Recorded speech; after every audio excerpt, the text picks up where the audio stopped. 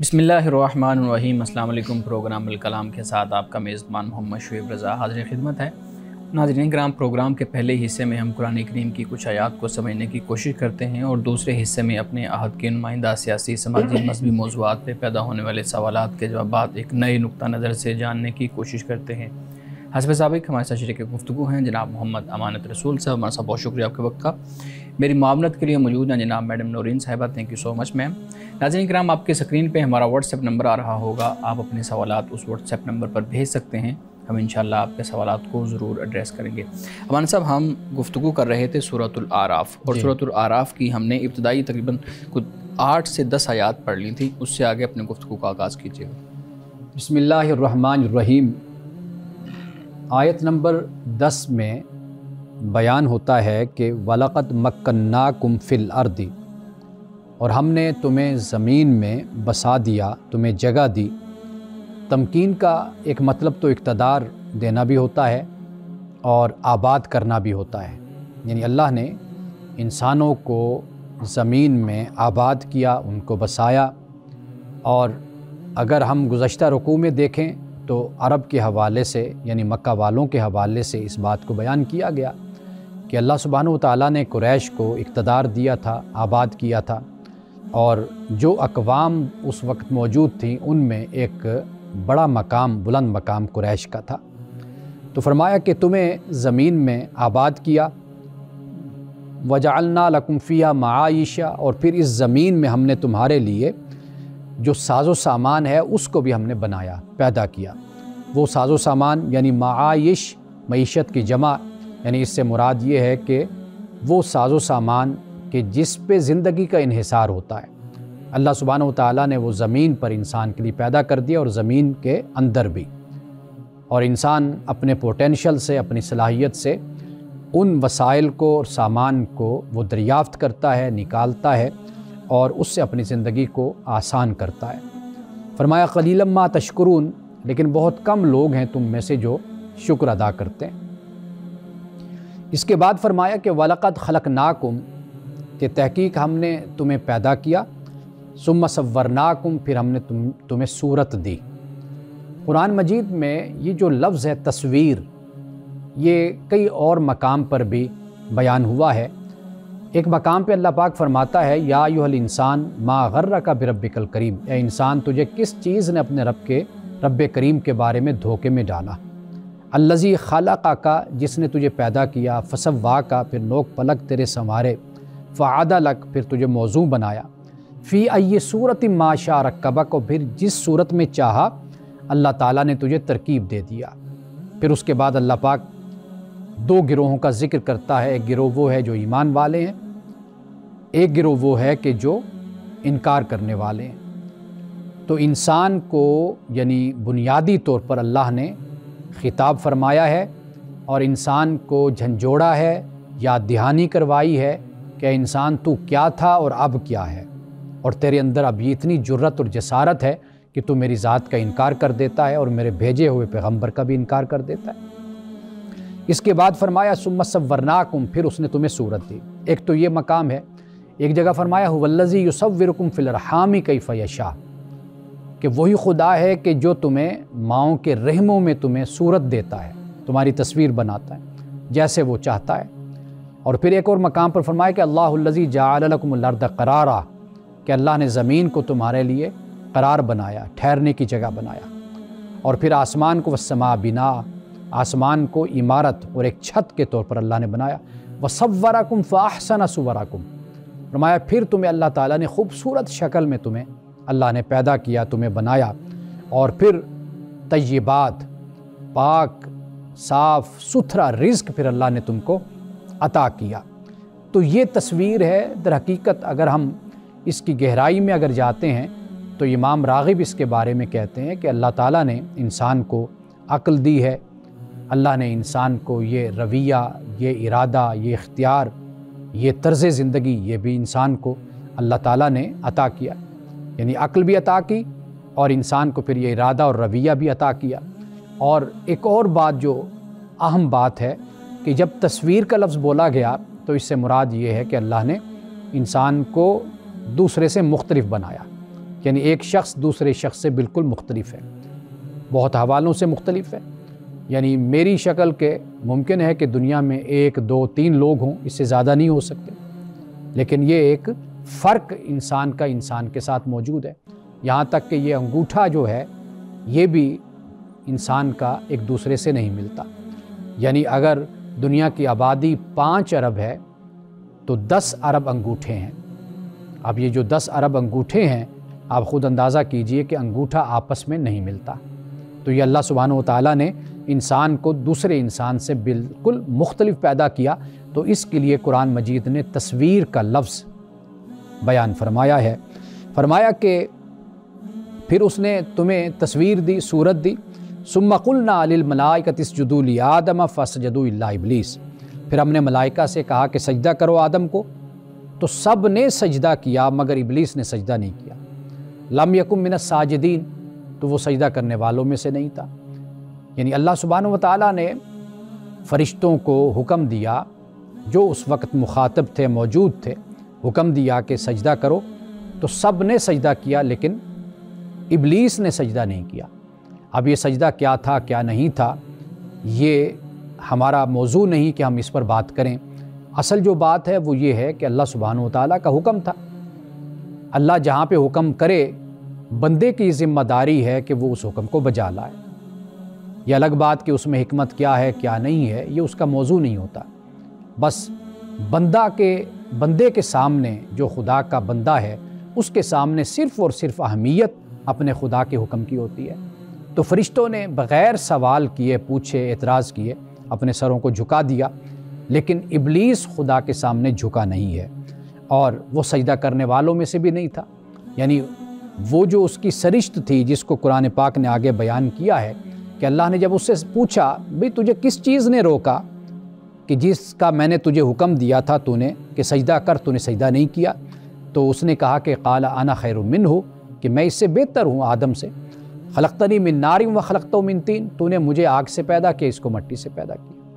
یعنی گویا کہ ابلیس نے اپنے ہی طرف سے، اپنی سوچ سے یہ بات طے کر لی کہ میں تو افضل ہوں، میں تو اعلیٰ ہوں، کیوں؟ میں آگ سے پیدا ہوا ہوں اور یہ مٹی سے پیدا ہوا، لہٰذا یہ کم تر ہے۔ حالانکہ کوئی اس طرح نہ افضل بنتا ہے اپنی ذات کی بنیاد پر، مٹی کی بنیاد پر یا خاندان کی بنیاد پر، نہ ہی کوئی کمتر بنتا ہے۔ برتر اور اعلیٰ وہی ہے، قابل عزت وہی ہے جسے خدا کا خیال ہوتا ہے، خدا کا لحاظ ہوتا ہے، جو خدا کے حکم کے سامنے جھک جاتا ہے۔ تو ابلیس کا جو رویہ ہے وہ یہ بتاتا ہے کہ اس نے اس بنیاد کو، اس جوہر کو کہ جس کے ذریعے سے اس کی تخلیق ہوئی تھی، اسی کو اس نے خیال کر لیا کہ چونکہ میں اس سے پیدا ہوا تو لہٰذا میں افضل ہو گیا۔ تو ناظرین کرام، یہاں سے ہم آگے گفتگو کا آغاز کریں گے، اور بہت ہی اہم باتیں بھی ہیں جو اس رکوع میں اور واقعہ تخلیق آدم میں اور واقعہ آدم و ابلیس میں بڑی حقیقتیں اور حقائق ہیں جن کو انشاءاللہ ہم آئندہ بیان کریں گے۔ ناظرین کرام، یہاں وقت ہوا چاہتا ہے ایک بریک کا، ہمارے ساتھ رہیے۔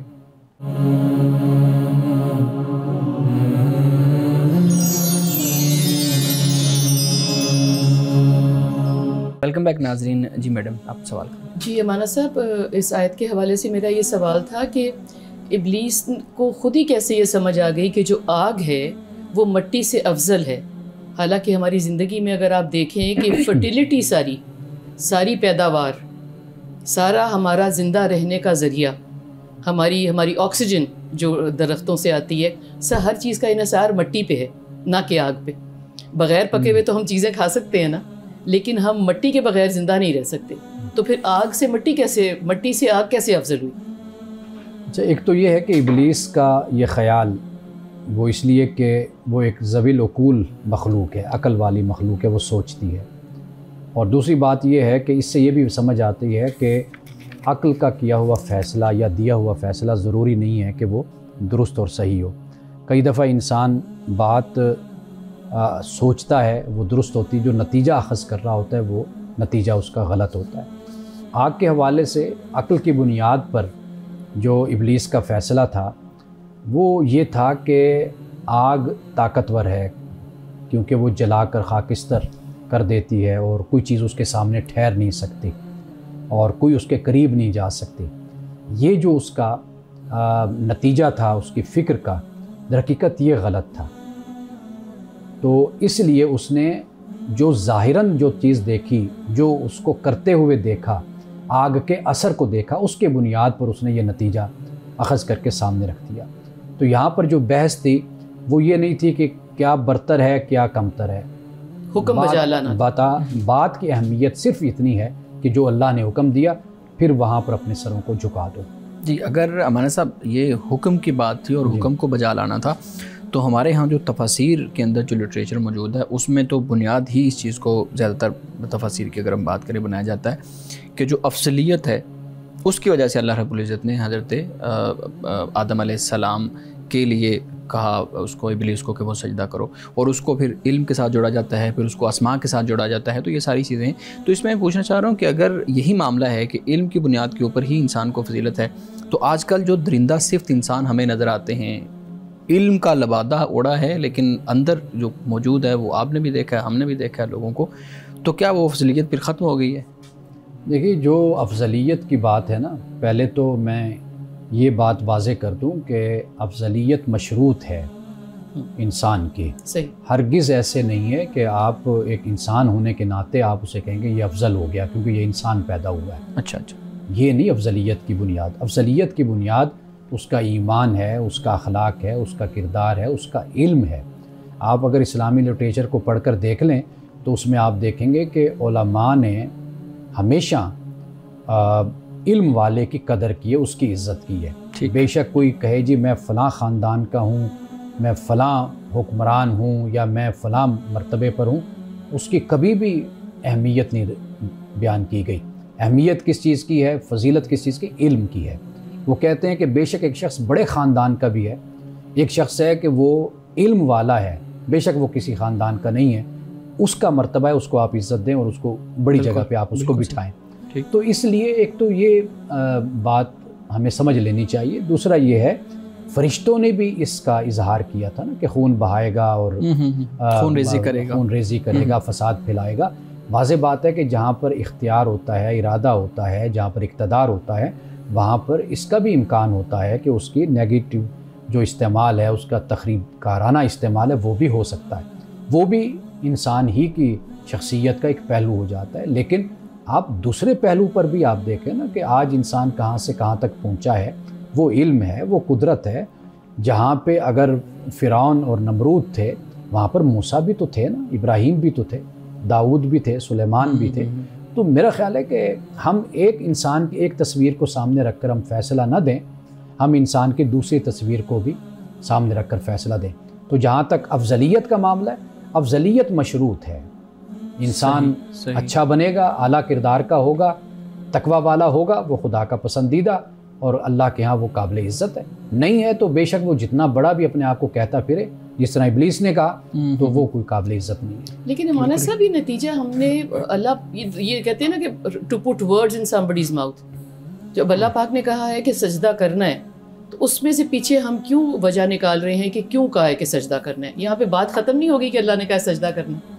دیکھیے آدم کا جب ذکر ہوگا تو واضح بات ہے کہ اللہ تعالیٰ نے ایک مخلوق کو چنا ہے. جی جیسے قرآن نے کہا انی جاعل فی الارض خلیفہ، تو خلیفہ بنایا نا آخر. جی. تو وہ ایک پہلو اس حوالے سے کہا جاتا ہے کہ بھئی اللہ نے آخر اس مخلوق کو چنا ہے، تو خدا کا انتخاب ہے یہ مخلوق. صحیح. تو اس بنیاد پر ایک فضیلت کی بات ہوتی ہے. لیکن اصل جو چیز ہے وہ فضیلت آدم کے لیے تو حضرت آدم علیہ السلام کے لیے، لیکن معاملہ یہ ہے کہ آگے پھر وہی آپ کوالیفائی کریں گے تو آگے بڑھیں گے. جی بالکل. اچھا ایک بڑی انٹرسٹنگ چیز یہ بھی ذہن میں آتی ہے نا کہ ایک طرف اللہ رب العزت کہہ رہے ہیں کہ میں اس کو خلیفہ بنانے والا ہوں، یہ میرا خلیفہ ہوگا دنیا کے اندر. میرا خلیفہ نہیں، صرف خلیفہ ہم یہی سمجھتے ہیں نا کہ یہ خدا کی طرف سے ہے تو خدا کا خلیفہ ہے. دوسری طرف فرشتوں کے ذہن میں یہ چیز آ رہی ہے کہ یہ خون بہائے گا. اب یہاں پہ ہمارے ہاں بیان کیا جاتا ہے، سنتے بھی ہیں کہ جو فرشتوں کا علم ہے وہ خدا کی طرف سے دین ہے، وہی فرشتے کریں گے، وہی چیزیں سوچیں گے جو خدا کی طرف سے ان کو بتائی جائے گی کہ یہ سوچنا ہے، یہ کرنا ہے. اب یہ بات پھر اللہ رب العزت کی طرف سے فرشتوں کے ذہن میں یا اس کے دل میں ڈالی گئی کہ اب یہ بھی ایک پہلو ہے اس انسان کا. دیکھیے فرشتوں کا علم محدود ہے، خدا کا علم لامحدود ہے. مخلوق جہاں تک سوچتی ہے خدا اس سے کہیں آگے سوچتا ہے. نہیں وہ تو ٹھیک ہے، لیکن سوال اس کا ارادہ اور اس جی کی مشیت، وہ اس کا علم اور اس کی طاقت اور قوت وہ لامحدود ہے. فرشتوں نے جس چیز کا اظہار کیا تھا وہ بالکل درست نتیجہ انہوں نے بات کا نکالا تھا، اور واقعی انسانی زندگی میں ہم یہ دیکھتے ہیں. لیکن خدا نے ہمیں پازیٹیوٹی کی تعلیم دی ہے. نہیں مانا صاحب، جیسے ابھی آپ نے تھوڑی دیر پہلے کہا نا کہ جب اللہ نے کہا کہ با اختیار مخلوق، تو فرشتوں نے یہ با اختیار مخلوق کے بعد کہا نا خون بہائے گا، تو با اختیار سے تو انڈرسٹوڈ سی بات ہے نا، اس میں کوئی سوچن کام تو نہیں لگانا پڑتا. بالکل صحیح. دوسری بات یہ ہے جو آپ نے خلیفہ کہا نا، خلیفہ جو لفظ ہے جب اللہ یہ فرماتا ہے تو کئی دفعہ یہ لفظ بولا جاتا ہے مرتبے کے لیے، ایک اہمیت کے لیے. یعنی ساری مخلوقات میں سے اللہ نے انسان کو اختیار اور ارادہ دیا، اقتدار دیا، انسان کو علم دیا، انسان کو قدرت دی. اس بنیاد پر خلیفہ کا لفظ استعمال کیا جاتا ہے. خلیفہ فالوور نہیں ہوتا، خلیفہ وہ ہوتا ہے جو بعد میں آنے والا ہوتا ہے. تو انسان کو بعد میں آنے والا ہو وہ خلیفہ کہلاتا ہے، یا یہ لفظ ہم استعمال کرتے ہیں تو مرتبے کے لیے، رتبے کے لیے استعمال کرتے ہیں. صحیح ہے، بالکل ٹھیک ہے. اچھا جب ہم سجدے کی بات کرتے ہیں تو ایک ہمارے پاس پہلے بھی ایک دفعہ یہ سوال آیا تھا اور ہم نے آپ کے سامنے بھی اس کو رکھا تھا، مختصر اس پہ بات بھی ہوئی تھی کہ ہمارے ہاں سجدہ تعظیمی کا اور ان چیزوں کا بڑا ایک وہ سوال کیا جاتا ہے کہ اگر خدا کے سوا کسی کو سجدہ جائز ہوتا تو میں عورت کو کہتا کہ وہ اپنے خامد کو سجدہ کرے، اور اس روایت کو پھر بیان کیا جاتا ہے. آپ بتائیے گا کہ یہ روایت ٹھیک ہے اور یہ سجدہ تعظیمی والا وہ کانسیپٹ ہمارے مذہب میں ہے یا نہیں ہے؟ دیکھیے جب آپ علیہ الصلوۃ والسلام نے یہ فرمایا اس وقت کوئی مسئلہ پیش تھا، اس کا پس منظر تھا جہاں پر کسی خاتون کو یہ بات سمجھانا تھا، یا معاشرے میں یا گھروں میں یا کسی گھر میں کوئی ایسی پرابلم تھی کہ جس کی بنیاد پر یہ سرکشی پیدا ہوئی. جو ایک سوشل سسٹم ہوتا ہے، نظام ہوتا ہے، خاندان ہوتا ہے، وہ اس کے بکھرنے کا خطرہ تھا. تو وہاں پہ رسول اللہ نے پھر یہ فرمایا. ایک تو یہ بات. دوسرا یہ کہ قرآن پاک نے جب مرد کے بارے میں کہا نا الرجال قوامون علی النساء، اب وہاں پر جب ایک ادارہ وجود میں آیا، ایک خاندان وجود میں آیا، تو مرد کی وہاں پر جو حیثیت ہوئی وہ قوامیت کی حیثیت ہوگی. باس کی آپ کہہ لیجئے، جیسے ایک کمپنی میں، ایک فرم میں، ایک ادارے میں مرد ہوتا ہے، یعنی جو اس کا سربراہ ہوتا ہے، اسی طرح گھر میں مرد کی حیثیت ہوگی. اب معاملہ دو ہی چیزیں رہ جاتی ہیں. خدا کے حکم کی روشنی میں مرد کی فرما برداری بھی کرنی ہے، یعنی فرما برداری سے مراد یہ ہے کہ وہ جو جائز بات کہہ رہا ہے آپ نے اس کو ماننا ہے، اور گھر کے سیٹ اپ کو اور گھر کے نظام کو قائم رکھنے کے لیے آخر آپ نے اس کی بات کو سننا ہے. ہمارا صاحب مرد کی بات ماننی ہے یا قوام کی بات ماننی ہے جو قوام ہونے کو کوالیفائی کرتا ہے؟ یس، یہ بڑا انٹرسٹنگ پوائنٹ ہے یہ والا، اور اسی پہ بہت زیادہ بحث ہوتی ہے. اصل میں قوام مرد کی ذمہ داری ہے، قوامیت، کہ اس نے اپنے گھر کا کفیل بننا ہے، اپنے خاندان کا، اپنی بیوی کا، اپنے بچوں کا. یہ کوئی ایسا منصب نہیں ہے کہ جس کے بعد خاوند چڑھ کر اوپر بیٹھ جائے گا اس منصب پر اور کہے گا جی اب میں چونکہ قوام بن گیا ہوں تو لہٰذا اب میرے یہ آرڈر ہیں، یہ ہر صورت میں آپ لوگوں نے ماننے ہیں. یہ نہیں ہے قوامیت. تو بیوی بھی تو ہو سکتی ہے نا انڈیپینڈنٹ، قوام وہ بھی تو ہو سکتی ہے. اگر وہ ذمہ داریوں کو لے کے چل رہی ہے تو اس کو ہم قوام کیوں نہیں کہیں گے؟ دیکھیے وہ استثناء صورت ہے. آپ کے معاشروں میں اگر ایسا کوئی ماحول بنتا ہے وہ علیحدہ بات ہے. اللہ سبحانہ و تعالیٰ نے ایک خاندانی زندگی کے متعلق ایک آپ کو اصول طریقہ آپ کو بتا دیا ہے کہ اگر آپ یہ چاہتے ہیں کہ نسلوں کی تربیت ہو، آپ ایک اچھی زندگی گزاریں، آپ کو یہ تقسیم رکھ کر چلنا پڑے گا. آپ کسی بھی ادارے میں کسی بھی جگہ پر ہوتے ہیں، آپ اختیارات کو تقسیم کر کے نہیں چلتے تو وہاں پر پھر صورتحال یہ ہوتی ہے کہ انتشار ہوتا ہے، ٹکراؤ ہوتا ہے، لڑنا ہوتا ہے. میں گھر میں ہوں تو میں اپنی ذمہ داریوں کو سمجھوں کہ میں خاوند ہوں، شوہر ہوں، میری کیا ذمہ داری ہے. بیوی ہے تو وہ اپنے دائرہ کار کو سمجھے. جب یہ طریقہ ہوتا ہے نا تو پھر زندگی اچھی اور سکھی گزرتی ہے. اب آپ یہاں پر بیٹھے ہیں تو آپ کیمرہ کا جو کنٹرول روم ہے آپ وہاں پر دخل اندازی نہیں کر سکتے. آپ کا ایریا یہ بنتا ہے، میرا یہ ایریا بنتا ہے. تو جب یہ سمجھ اور سینس لوگوں میں ہو جائے نا، شعور ہو جائے، تو پھر گھر اچھے گزرا کرتے ہیں. تو یہ وہ بات ہے جو قرآن پاک نے بیان کی ہے. میں ہمیشہ یہ بات کہتا ہوں یہ قوامیت ذمہ داری ہے. بدقسمتی یہ ہے کہ ہم پروٹوکول کو دیکھتے ہیں، ہم کہتے ہیں جی اس کو بڑا بنا دیا گیا. ہم یہ نہیں دیکھتے کہ بھئی اس کے ساتھ اس پر جو ذمہ داریاں عائد ہو رہی ہیں جس کے بارے میں کل خدا اس سے پوچھے گا، یہ خدا کی عدالت میں یہ جواب دے ہوگا. ہم حکمران کا پروٹوکول تو دیکھتے ہیں لیکن کل وہ جو اس کی اکاؤنٹیبلٹی ہو رہی ہوتی ہے جب وہ کھڑا ہوتا ہے کٹہرے میں وہ بھی تو پھر دیکھیں نا کہ وہ کتنا سخت اس کا احتساب بھی ہوتا ہے. ہم یہ گاڑیاں دیکھ لیتے ہیں, ایک لائف دیکھ لیتے ہیں, اس سے ہم متاثر ہو جاتے ہیں. تو اس لیے بدقسمتی ہے ہماری کہ ہم اپنے عہدے کو انجوائے کرنے کا سوچتے ہیں, یہ نہیں دیکھتے کہ اس کی ایک جواب دہی بھی ہے جو خدا کی بارگاہ میں ہمیں دینی ہے. بالکل صحیح. یہ جو آپ نے بھی کہا نا کہ عورت قوام کیوں نہیں ہو سکتی, تو صرف عورت اب کہہ رہی ہے کہ میں نے قوام میں ہو سکتی ہوں بیکاز وہ کمانے لگ گئی ہے. تو جیسے مانا صاحب نے بھی فرمایا کہ قوام ہونا رسپانسبلٹی ہے. بالکل صحیح. بہت سی ایسی رسپانسبلٹی ہے کہ رسپانسبلٹیز ہیں کہ جو عورت ہونے کے ناطے یہ جو ایک صنف ہے, جو یہ جینڈر ہے, وہ ان باتوں پہ پوری نہیں اتر سکتی خدا تعالیٰ کی طرف سے. اس کا خالی کمانے سے کوئی تعلق نہیں. صحیح صحیح. ناظرین کرام, گفتگو ابھی جاری ہے, یہاں وقت ہوا چاہتا ہے ایک بریک کا, ہمارے ساتھ رہیے.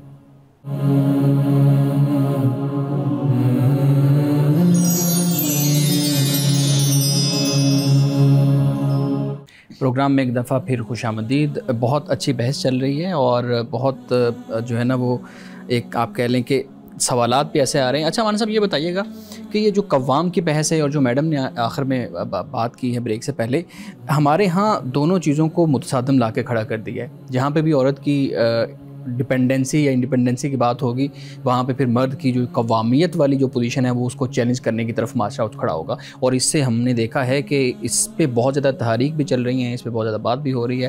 اس سارے سینیریو کے اندر آپ کی کیا رائے ہے؟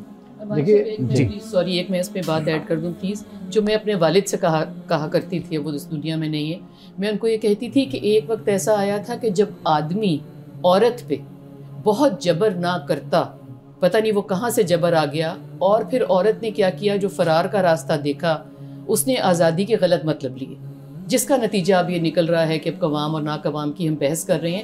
جب آدمی نے اس کو پراپرٹی سمجھا, اب عورت نے اس آزادی میں اس کو سمجھ ہی نہیں آ رہی کہ میرا سطر کدھر ہے, اس کو سمجھ نہیں آ رہی میری زبان کدھر ہے. صرف وہ کمانے پہ چونکہ کھڑی ہے تو وہ سمجھتی ہے کہ میں مقابلہ کر سکتی ہوں. تو یہ سختی کا نتیجہ ہے کہ جو بہت بے راہ روی بن گئی ہے, مڈل کا رستہ نہیں ہے کوئی. بنیادی بات جو آپ بار بار دہراتے بھی ہیں کہ عورت کماتی ہے, تو اصل بات صرف کمانے کا نہیں ہے مسئلہ. نہیں, وہ مولانا صاحب تعلیم یافتہ بھی ہے, اس کے پاس ارادہ اور اختیار بھی ہے, اور اس کے پاس ڈیسیژن میکنگ پاور بھی ہے, یہ سب کچھ ہے اس کے پاس. جی جی. لیکن جو فطرت نے جو تفریق رکھی ہے, جو فرق رکھا ہے, ایک فنکشن رکھا ہے, وہ بنیادی بات ہے. یعنی مثال کے طور پر عورت کی ذمہ داری, یعنی جب شادی ہو جاتی ہے, بچوں کی بھی پیدائش ہوتی ہے, وہ بھی معاملات ہوتے ہیں. اور میں ایک ریسرچ بھی پڑھ رہا تھا کہ آج بھی وہ دنیا جن کا ہم حوالہ دیتے ہیں اور ہم یہ کہتے ہیں کہ وہاں پر ایکویلٹی کی بات کی جاتی ہے, عورت آزاد ہے, وہاں پر بھی عورت جو شعبہ, جو پروفیشن چنتی ہے نا, وہ نہیں چنتی جس میں زیادہ جسمانی بوجھ ہوتا ہے, مشقت ہوتی ہے, زیادہ محنت ہوتی ہے, وہ نہیں چنتی. آج بھی یعنی ڈنمارک ہے, ناروے ہے, آپ ان ممالک میں چلے جائیں, وہاں پر بھی عورت وہ شعبہ چنتی ہے جو اس کے لیے آسان ہوتا ہے. مثال کے طور پر ٹیچنگ کا جیسے شعبہ ہو گیا, یا کہیں پر کوئی ریسیپشنسٹ کا شعبہ ہو گیا, وہ ذمہ داری لے لیتی ہے. تو یہ ایک قدرتی طور پر انسان کی نفسیات میں یہ فرق اللہ تعالیٰ نے مرد اور عورت کا رکھا ہے. ہم اس فرق کے ساتھ اور سمجھ کر چلیں گے, مذہب اسی طرف ہی آپ کی رہنمائی کرتا ہے. قرآن مجید نے جو بیان کیا ہے وہ یہی تو بیان کیا, اور کیا بیان کیا کہ مرد اور عورت کا جو یہ بنیادی فرق جو اللہ نے رکھا, یہ اس سے پھر جو آگے ذمہ داریاں وجود میں آئیں اسی کو قرآن پاک نے پھر بیان کیا. تو لہٰذا آپ صرف کمانے تک نظر نہ رکھیں نا, صحیح, آپ اس سے آگے کی جو زندگی ہے آپ اس کو دیکھیں نا. کہ مثال کے طور پر اگر اجتماعی طور پر کوئی ذمہ داری عورت کو دی جاتی ہے, وہ ایک حد تک اس ذمہ داری کو ادا کرے گی, پھر اس کے بعد دیگر معاملات اس کے اپنی ذات سے متعلق ہوتے ہیں, شخصیت سے متعلق ہوتے ہیں, نفسیات سے متعلق ہوتے ہیں, بہت سی جگہوں پہ بہت سی رکاوٹیں پھر کھڑی ہوتی ہیں. ہمارا صاحب گھر کو سنبھالنا ہے, اچھا پھر ایموشنز کے جو فیصلے کرنے ہیں, والد صاحب نے ڈانٹ دیا تو حوصلہ کس نے دینا ہے؟ بہت سی چیزوں کو عورت گھر بیٹھ کے سنبھال لیتی ہے, جو آدمی اپنے لیول پہ ایگریسو ہے نا آدمی بہت زیادہ. تو مطلب ہے کہ صرف عورت کو آج بچیوں ہماریوں کو یا عورتوں کو یہ سمجھ آ گئی ہے کہ چونکہ میں کما سکتی ہوں, چونکہ میں کوالیفائڈ ہوں تو میں اس کی جگہ لے لیتی ہوں. دیکھنے والی بات یہ ہے کہ جو ہم ویسٹ کو کاپی کر رہے ہیں, کیا ویسٹ جو ہے ان کے گھر بنے ہوئے سب کے, ان کی گھریلو لائف کیسی ہے, ان کی ڈومیسٹک لائف کیسی ہے, ان کے بچے کیسے پروان چڑھ رہے ہیں. دیکھیں نا, ہم بڑا خوش ہیں نا کہ ویسٹ میں کہتی ہوں مجھے انڈیپینڈنس چاہیے, اس کا کیا مطلب ہے؟ صرف کمانے کا مطلب ہے. 4 آدمی رستے میں روک لیتے ہیں تو وہاں میری باڈی بلڈنگ کب کام آتی ہے؟ دیکھیں نا, ان سب چیزوں کی بھی تو ضرورت ہے. اچھا, وہ معاملہ یہ ہے نا کہ ہم ایک پوری تاریخ رکھتے ہیں نا, جی, پیچھے کچھ مسائل ہمارے چل رہے ہوتے ہیں. وہ مسئلہ یہی ہے کہ بھئی عورت کو مرد نے بہت زیادہ سپریس کیا, اس کو دباؤ میں رکھا, دبا کے کیا, اس کے ساتھ استحصال کیا, زیادتی کی. وہ رد عمل میں وہ نتیجہ یہ نکلا کہ اس نے اپنے آپ کو آزاد کیا. اب ہمیں جو دین تعلیم دیتا ہے وہ تو افراط و تفریط سے بچ کر چلنے کی تعلیم دیتا ہے. یعنی اگر مرد کا مکمل کنٹرول تھا وہ ظلم اور زیادتی تھی, وہ بھی نہیں ہونی چاہیے. اب عورت اگر اپنی فطرت سے بغاوت کر کر اگر وہ رد عمل میں اس طرف آتی ہے تو یہ بھی ایک انتہا بن جاتی ہے. مولانا صاحب, وہ سب کا نقصان ہے, مرد کا, عورت کا, بچوں کا, معاشرے کا. اچھا, یہاں پہ میں ایک چیز ایڈ کروں گا کہ یہاں جتنی بھی باتیں ہو رہی ہیں, جیسے ایموشنز کی بات ہوئی ہے, حوصلہ کس نے دینا ہے یہ بات ہوئی ہے, پھر اس کی نفسیاتی جو ایک عنصر ہے اس کی بات ہوئی ہے, پھر اس کی جسمانی ساخت ہے جو آپ میڈم نے بھی, آپ نے بھی بات کی. کہا یہ جاتا ہے, دلیل یہ دی جاتی ہے کہ یہی وہ باتیں تھیں جو ایک وقت ایک پوری تاریخ میں مردوں نے عورتوں کے لیے کی, اور اسی چیز کو آڑ بنا کے انہوں نے عورتوں کو دبا کے سپریس کر کے رکھا, استحصال کیا. اور آج بھی اگر ہم یہی باتیں کریں گے تو پھر عورت کے لیے تو اسی طریقے سے اٹھنا اس کا حق بن جاتا ہے نا, تو وہ اٹھ رہی ہے. اس بات کو فرق کر کے نہیں دیکھ رہے ہیں نا, 2 چیزوں کا بالکل فرق ہے. ایک ہے انسان کی تخلیق, انسان کی فطرت, اس کی نفسیات, یہ ایک بالکل علیحدہ چیز ہے. ٹھیک ہے. ایک ہے دوسری طرف ظلم اور زیادتی کا رویہ صنف کی بنیاد پر, یہ بالکل مختلف رویہ ہے. صحیح. اسلام ہمیں یہ تعلیم دیتا ہے کہ جس کا جو مقام ہے اس کو وہ مقام ملنا چاہیے. بیوی ہے تو بیوی کی اپنی دنیا ہے, اپنی ذمہ داری ہے, اپنے معاملات ہیں, وہ ان ذمہ داریوں سے کبھی آنکھیں نہیں بند کر سکتی, نہ کرنی چاہیے. وہ بچوں کے معاملات ہیں, وہ اس سطح پہ, اس لیول پہ خدا کی بارگاہ میں جواب دہ ہے. مرد کا اپنا ایریا ہے, اپنا میدان ہے, طریقہ کار ہے, دائرہ کار ہے, وہ اس میں اس کا ذمہ دار بنتا ہے. آپ باتوں کو الجھا رہے ہیں. بات یہ ہے میں تو آپ کے سامنے وہ چیزیں رکھی ہیں جو دوسرے گروپ کی طرف سے سوالات اور اعتراضات کیے جاتے ہیں. یعنی وہی میں عرض کر رہا ہوں نا کہ آپ یہ کہہ رہے ہیں, آپ یہ سمجھ رہے ہیں, ہم یہ سمجھتے ہیں, یعنی ہماری سوسائٹی میں نوجوان طبقہ یہ سمجھتا ہے کہ اگر میرے پاس جاب آ گئی, میرے پاس اچھی نوکری آ گئی تو بس میری زندگی کے سارے مسئلے خود بخود حل ہو جائیں گے, اور بالکل ہی میں ہر طرح کی مشکلات سے نکل آؤں گا. مجھے نہ کسی عورت کی ضرورت ہے, عورت کہتی نہ مجھے کسی مرد کی ضرورت ہے, نہ مجھے ماں باپ کی ضرورت ہے, مجھے کسی چیز کی. بالکل صحیح جملے. لیکن انسان ایسا نہیں ہے. انسان کے بہت سے نفسیاتی تقاضے ہیں. انسان سوشل اینیمل جس کو کہا جاتا ہے وہ ہے. وہ دوستیاں بھی چاہتا ہے, وہ تعلق بھی چاہتا ہے, اس کی بہت سی ضرورتیں ہیں جو ایک دوسرے کے ساتھ مل کر وہ ضرورتیں پوری ہوتی ہیں. وہ فطری اور نفسیاتی ضرورتیں ہیں. ہم سمجھ لیتے ہیں مثال کے طور پر ہمارے پاس پیسہ نہیں تھا, ہم نے پیسہ اکٹھا کر لیا اور پیسہ اکٹھے کرنے میں لگ گئے. اچھا, جب 10 15 20 سال گزر گئے پھر اندازہ ہوا کہ یار یہ جو میں کرتا رہا یہ تو صرف ایک سراب تھا, یہ میرے مسئلے کا حل تو نہیں تھا. بچے بگڑ گئے, بیوی باغی ہو گئی, گھر کے حالات خراب ہو گئے, وہی پیسہ اس کی تباہی کا ذریعہ بن گیا, اس کے بڑھاپے میں ضلالت کا اور تنہائی کا باعث بن گیا. تو میرا خیال ہے کہ بڑے بیلنس طریقے سے جب تک ہم اپنے معاشرے کو نہیں کھڑا کریں گے اعتدال اور توازن پر, اس وقت تک پھر یہ جو افراط اور تفریط ہے نا, ادھر اور ادھر جانا, یہ ہمارے مسائل کو مزید پیدا بھی کرتا ہے اور اس کی شکل بگاڑتا چلا جاتا ہے. صحیح. جی جی ٹھیک ہے. اچھا, ایک اور چیز میں آپ کے سامنے رکھتا ہوں کہ آپ نے کہا کہ جو بچوں کی پرورش ہے یا کچھ اس کی فطری جو ہے نا وہ ضرورتیں ہیں, اس وجہ سے عورت کے لیے الگ میدان اور مرد کے لیے الگ میدان. اگر میں آپ کی بات صحیح سمجھاؤں تو دونوں کے اپنے اپنے میدان ہیں, دونوں اپنے کام کر رہے ہیں. جدید دور کے اندر آ کے جہاں پہ ضرورتیں بہت زیادہ مشینوں نے حل کرنا شروع کر دی ہیں, جہاں پہ انسان مشینوں کے ذریعے, ٹیکنالوجی کے ذریعے اپنی مسائل کو, اپنے معاملات کو حل کرتا نظر آتا ہے, وہاں پہ بچوں کی پرورش کا معاملہ بھی اب ڈے کیئر سینٹر کی طرف جا رہا ہے. دوسری طرف جو اگر آپ کہیں کہ بچوں کی پیدائش کا معاملہ ہے وہ بھی اب مشینی اس معاملے کی طرف جا رہا ہے. ہم دیکھتے ہیں بڑی ریاستوں میں یہ چیزیں چل رہی ہیں. تو پھر یہ دلیل دی جاتی ہے کہ دنیا کے اندر بڑی بڑی عہدوں پہ خواتین رہی ہیں, بڑے بڑے کام انہوں نے کیے ہیں, تو پھر یہ جو آپ جو اتنی باتیں کرتے ہیں وہ تو مشینوں کے ذریعے ہم نے ان کا حل نکال لیا ہے. تو ابھی بھی آپ وہیں پہ کھڑے ہوئے ہیں کہ بچوں کی پیدائش کا معاملہ ہے, ان کی فطری جو ہے نا وہ ضرورتیں ہیں, یا بچوں کی پرورش کا معاملہ ہے, تو آپ وہیں پہ کھڑے ہوئے ہیں. جدید دور نے تو سب کچھ حل کر دیا ہے. بات اصل یہ ہے کہ جدید دور نے جو مسائل آپ کے حل کیے ہیں نا وہ مادی مسائل ہیں, وہ میٹیریل پر مبنی آپ کے مسائل ہیں. جو آپ کے نفسیاتی مسائل ہیں, جو آپ کے باطنی مسائل ہیں, آپ کے روحانی مسائل ہیں, وہ آج بھی وہیں پر کھڑے ہوئے ہیں. آپ کو معلوم ہے کہ دنیا کا جو خوشحال ترین ملک ہے وہاں پر خودکشیاں سب سے زیادہ ہیں. صحیح. انسان جب یہ اپنی طرف سے ڈیسائیڈ کر لیتا ہے نا کہ میری ضرورت صرف مادی ضرورت ہے, تو وہ سب سے بڑی غلطی یہی کر رہا ہوتا ہے. وہ رشتوں کو, خاندانی تعلقات کو, وہ روحانیت کو, خدا کا عرفان, معرفت, خدا کی پہچان, خدا سے تعلق, یہ جب اپنے سوالات کو ایڈریس نہیں کرتا, ان کی طرف توجہ نہیں کرتا, اپنی ان ضرورتوں کو حل نہیں کرتا, تو اس کو کچھ وقت کے بعد خود اندازہ ہو جاتا ہے بحیثیت فرد کے بھی, بحیثیت قوم کے بھی. یعنی مثال کے طور پر آپ دیکھ لیجئے کہ خاندانی جو نظام ہے, جیسے نورین صاحبہ بھی اشارہ کر رہی تھی کہ یورپ کا خاندانی نظام آپ دیکھ لیجئے کیا صورتحال ہے. وہاں پر جو مشکلات ہیں, اصل معاملہ یہ ہوتا ہے کہ کہتے ہیں ہر چمکتی چیز سونا نہیں ہوتی. ہم مرعوب سوچ کے ساتھ جب دیکھتے ہیں نئی تہذیب کو, نئے کلچر کو اور جدید تہذیب کو, تو وہاں پر ہماری چند ضرورتیں اس تہذیب سے حل ہو رہی ہوتی ہیں, لیکن اسی تہذیب کو فالو کرنے سے جو ہمارے مسائل پیدا ہو رہے ہوتے ہیں اس پر ہماری توجہ نہیں جاتی. اس کے لیے گہرائی بھی چاہیے, اس کے لیے بصیرت بھی چاہیے. لوگ زیادہ سے زیادہ یہی سوچ لیتے ہیں کہ اس مشکل سے نکلیں گے, وہاں پر چلے جائیں گے تو پیسہ بھی ہے, امن بھی ہے, بچے بھی پڑھیں گے, سکون سے رہیں گے. آپ مجھے بتائیے جو وہاں پہ چلے گئے ان کے کتنے سوالات ہم یہاں پہ ڈسکس کر رہے ہوتے ہیں.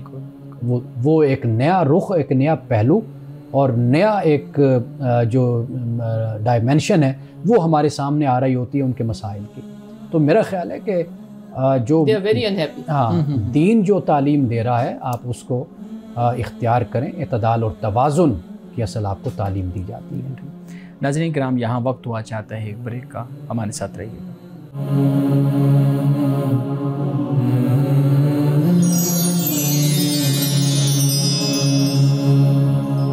ویلکم بیک ناظرین. امانہ صاحب, گفتگو چل رہی ہے کہ دو راستے ہیں. اپنے عورت کے لیے اپنا الگ میدان ہے, مرد کے لیے اپنا الگ میدان ہے, اس پہ چل کے خاندانی نظام کو بچایا جا سکتا ہے. آپ نے کہا کہ یورپ کا خاندانی نظام کس نہج پہ کھڑا ہوا ہے اس کو ہم دیکھیں. میں یہ کہوں گا کہ ہمیں اپنے بھی خاندانی نظام پہ ایک دفعہ نظر ڈال لینی چاہیے کہ ہم کن مشکلات میں گھرے ہوئے ہیں. میں ایک سوال آپ کے سامنے رکھتا ہوں, وہاں سے پہلے میں اس کا آپ کو جواب دے دوں پلیز, کہ ہمارا خاندانی نظام تو مشکلات میں گھرا ہوا ہے, مگر ویسٹ میں تو کوئی خاندانی نظام بچا ہی نہیں ہے. وہاں تو کوئی سسٹم ہی نہیں ہے. ہم مشکلات میں کھڑے لڑتے مرتے ایک چھت کے نیچے رہتے تو ہے نا, کمرے الگ کر لیتے ہیں, بسترے الگ کر لیتے ہیں, آنے جانے کے ٹائم الگ کر لیتے ہیں, وغیرہ وغیرہ جو کچھ بھی ہم کرتے ہیں. وہاں تو کوئی سسٹم بچا ہی نہیں ہے. نہ کسی کے کردار کو, بچوں کے کرداروں کو ماں باپ دیکھ سکتی ہیں, میاں بیوی آپس میں ایک دوسرے کے کردار کو نہیں دیکھ سکتے. وہ لوگ لڑتے بھی نہیں ہیں. دیکھیں ہم ایک دوسرے سے تنگ ہو کے پیار نہیں کرتے تو لڑائی پہ تو مبنی گزارے کر رہے ہیں نا. اس لیے جو ویسٹ کی جو تقلید ہے نا وہ بالکل اس کا کوئی نتیجہ نہیں. چلیں یہ اچھا ایک سوال اس کے ساتھ رکھتا ہوں. یہ ایک ہماری بہن کی طرف سے سوال ہے. وہ کہتے ہیں جی میرا جو شوہر ہے وہ میرے معاملات میں مداخلت بہت زیادہ کرتا ہے. تو پوچھتی ہیں کہ بیوی کے اپنی سہیلیوں سے جو تعلقات ہے اس کے رکھنے میں خامد دخل اندازی کر سکتا ہے یا نہیں کر سکتا؟ دیکھیے, اگر بیوی سہیلیوں کا اثر قبول نہ کرے یا ان کے مشوروں پر عمل نہ کرے, نہیں یہ تو بڑی بائسڈ جو ہے نا وہ اسٹیٹمنٹ ہے. نہیں کون سے مشوروں پہ, اور وہی نا یہ بڑی بائسڈ اسٹیٹمنٹ ہے. مرتبہ ایسے ہوتا ہے, آپ دیکھیے کہ اگر ایک سہیلی ہے, دوست ہے, جس کے حالات بہت اچھے ہیں, وہ مالدار ہے, اپنے شوہر کے ساتھ خوش ہے, رزق کی فراوانی ہے,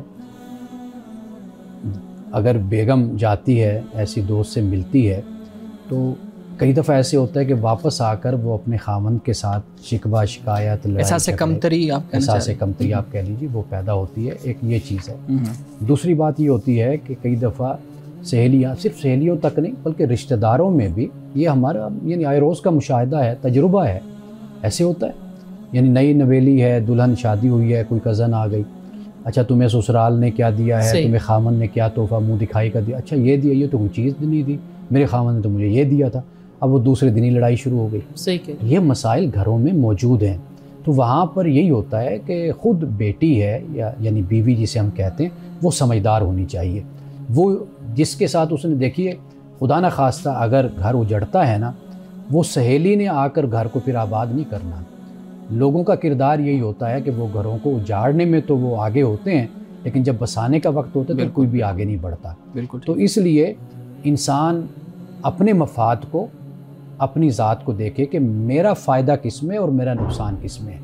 دوسروں کی خاطر یا دوسروں کو دیکھ کر وہ کہتے ہیں کسی کا سرخ چہرہ ہے تو تھپڑوں سے اپنے چہرے کو لال نہیں کیا جاتا۔ ابھی میرے پاس کوئی ہفتہ پہلے اسی طرح کا ایک کیس آیا، وہ شاگرد ہے خاتون، تو وہ اتنا لمبا میسیج انہوں نے مجھے کیا، کال بھی کی۔ اب وہ مسئلہ ڈسکس ہو رہا، میں نے انہیں کہا کہ بیٹا سب سے پہلے میں اس پہ فوکس کروں گا کہ آپ کی جو شخصیت ہے نا، یہ ایک مضبوط، ایک مستحکم شخصیت آپ کی بنے، بس میں اس پہ فوکس کروں گا۔ وہ وجہ کیا؟ وجہ یہی ہے دوسروں کا اثر قبول کر لینا۔ اگر میں اس بچی کو یہ سمجھانے میں کامیاب ہو جاؤں کہ بیٹا آپ اپنے خاوند کے وفادار رہیں، وہ آپ کا رہے، مل جل کے زندگی گزاریں، وہ 1,00,000 کماتا ہے 2 کماتا ہے، اس میں آپ گزارا کیجئے، لوگوں کو دیکھ دیکھ کر اپنے گھر میں کسی طرح کی چپکلش پیدا نہ کریں۔ میں نے اس بچی کو یہی نصیحت کی کہ سب سے پہلے آپ کی شخصیت، آپ کنٹینٹمنٹ اپنے اندر پیدا کریں۔ آپ کی جب شخصیت بن جائے گی آپ باہر کے اثرات کو قبول نہیں کریں گے۔ تو اس سوال کا اصل میں یہی جواب بنتا ہے کہ ضرور سہیلیوں سے، دوستوں سے تعلق بیوی رکھے۔ خاوند اکثر اوقات منع اس بنیاد پہ کرتے ہیں، وہ دیکھتے ہیں کہ یہ آتے ہیں تو پھر مسائل پیدا ہوتے ہیں، اس کے بعد مسائل زیادہ۔ ہاں، اگر خاوند کی طرف سے ایک ظالمانہ رویہ ہے، زیادتی کا رویہ ہے کہ وہ خامخواہ گھر میں بند رکھتا ہے، شک کرتا ہے، شکی ہے اور ملنے نہیں دیتا، یہ اس کا بالکل غیر اخلاقی اور غیر شرعی رویہ ہے۔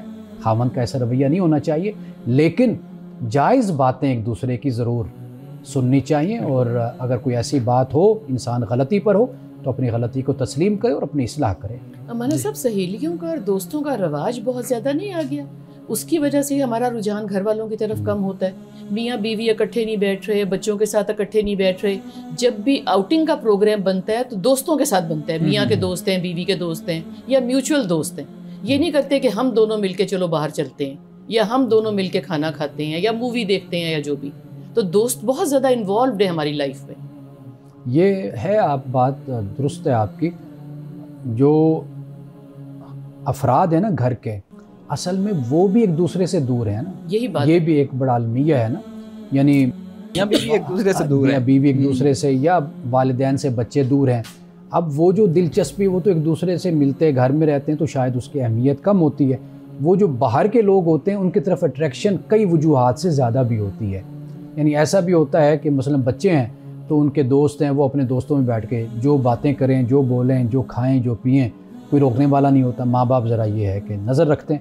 اسی طرح کئی دفعہ میاں بیوی کا بھی اس طرح کا تعلق ہوتا ہے۔ خاوند ہوتا ہے تو وہ باہر اس نے جانا دوستوں کے ساتھ تو وہ ایک آزادانہ ماحول ہوتا ہے۔ اسی طرح بیوی کا بھی یہی خیال ہوتا ہے کہ بھئی میں اگر خاوند نہیں ہوگا تو میں دوستوں میں زیادہ انجوائے کروں گی۔ تو لیکن یہ ایک المیہ ہے، ہمیں چاہیے کہ ہم اپنے بیوی بچوں کے ساتھ ہم زیادہ اکٹھے رہیں۔ ہمارے صاحب آج کی حدیث مبارکہ بیان کیجیے گا۔ آج کی حدیث حضرت صہیب رضی اللہ تعالیٰ عنہ سے روایت ہے، کہتے ہیں رسول اللہ صلی اللہ علیہ وسلم نے فرمایا، مومن انسان کا بھی عجیب حال ہے، مومن انسان کا بھی عجیب حال ہے، اس کے ہر حال میں خیر ہی خیر ہے۔ یہ بات مومن کے سوا کسی دوسرے کو حاصل نہیں۔ اگر اسے کوئی تکلیف بھی پہنچی، اس نے شکر ادا کیا تو اس کے لیے اس میں بھی ثواب ہے، اجر ہے، اور اگر اسے کوئی نقصان پہنچا اور اس نے صبر کیا تو رسول اللہ فرماتے ہیں کہ اس کے لیے اس میں بھی ثواب ہے۔ یعنی مومن کا ہر حال بہتر ہی بہتر ہے۔ اچھے حال میں ہو شکر کرے تو اجر ملتا ہے، اگر امتحان ہو، آزمائش ہو، تنگ دستی ہو، اس میں صبر کرے تو پھر بھی خدا کی طرف سے اسے اجر اور ثواب ملتا ہے۔ ناظرین کرام، اس دعا کے ساتھ اپنے پروگرام کا اختتام کریں گے۔ اللہ رب العزت حسن کلام اور تاثیر کلام عطا فرمائے، ہماری زبان کے گروں کو کھول دے اور سننے والوں تک خیر کا پیغام پہنچے۔ اجازت دیجیے، خدا حافظ۔